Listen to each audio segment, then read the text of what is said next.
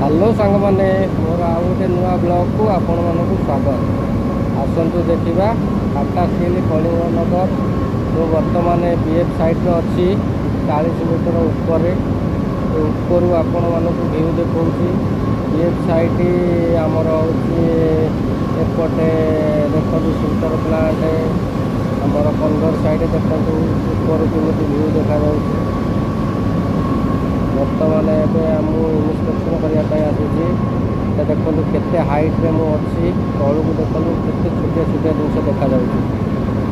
सब छोट छोट देखा देखो बर्तमान आम कन्वेयर चलनी आम इन्स्पेक्शन करने दी जन आसूँ आज बेस किसी कम ना खाली इन्स्पेक्शन कर कन्वेयर चलला खाली चेकिंग कर कौन आइलर खराब अच्छे कि और बेरिंग गुड़ा जाए गियर बक्स चेक कर सब